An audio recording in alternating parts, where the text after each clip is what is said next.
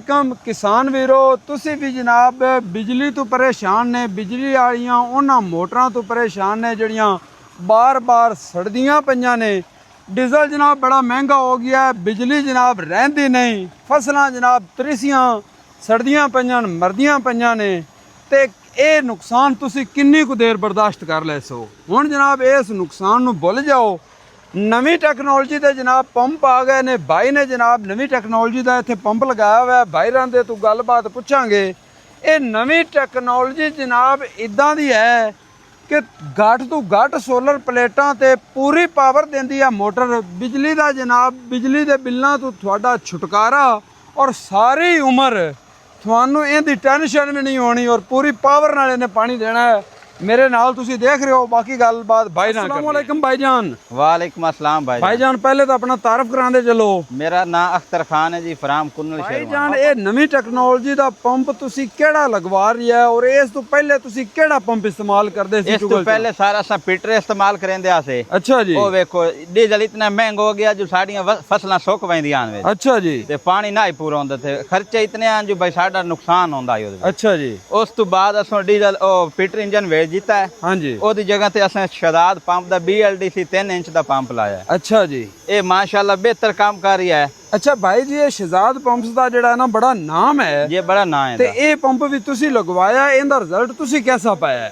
अलहमदुलिल्लाह सारे दा बहुत अच्छा रिजल्ट मिले। सानू तुहाडे सामने कैमरे दे विखा दियो। ये किन्ने इंच दा पंप है और डिलीवरी जेड़ी है किन्ने इंच दी? 3 इंच दा पंप है ते 3 इंच डिलीवरी है। पानी तो यार बड़ा भर के कढ़ रही है। ये बड़ा प्रेशर नाल कढ़ रही है। ये सारे इस तो प्रेशर होर ही वध सकदा है। साडी प्लेटां ते जी धूड़ मिट्टी खड़ी है, असां धोवण दी आलस कीता है। अगर धो देवीए ते इसमें पानी मजीद वध वैंदा है। अच्छा ये 3 प्लेटां ने जिन्हां ते जनाब ये सिस्टम चल रही है ते ये 3 प्लेटां किन्ने वाट दी प्लेट है जी? ये सर 585 वाट दी। लै दोस्तों चेक कर लो जनाब, उत्ते मिट्टी भी उवें ही है ते उत्ते जनाब जानवरां दी विट्ठां वुट्ठां भी उवें ही खड़ियां जे। ते भाई कहंदा अगर इहदी सफाई हो जावे ना ते पानी मजीद वध जांदा है। अच्छा दिन दे विच ये किन्ना पीछा कर जांदी है? ये सर 1.5 एकड़ भर वैंदी है। 1.5 एकड़? 1.5 एकड़। अच्छा जी क्या बात है।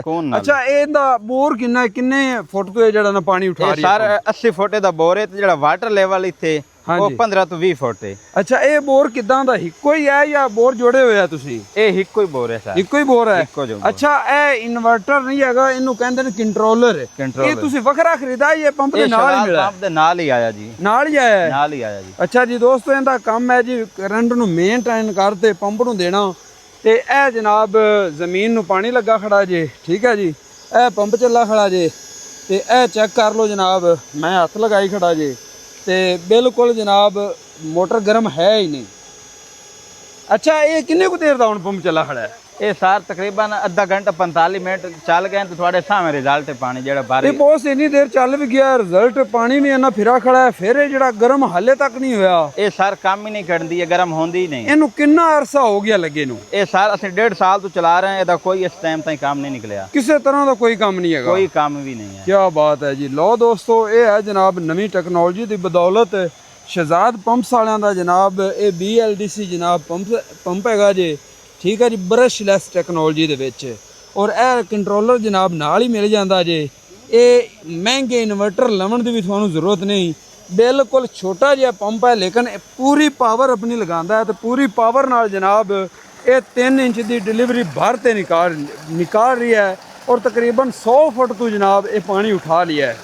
ठीक है जी। अगर तुसी भी इस टैक्नोलॉजी तो फायदा उठाना चाहते ने, डीजल महंगे तो महंगी बिजली तो जान छुड़ाना चाहते ने ते नंबर स्क्रीन ते थोड़े नाल शेयर कर दिते गए ने।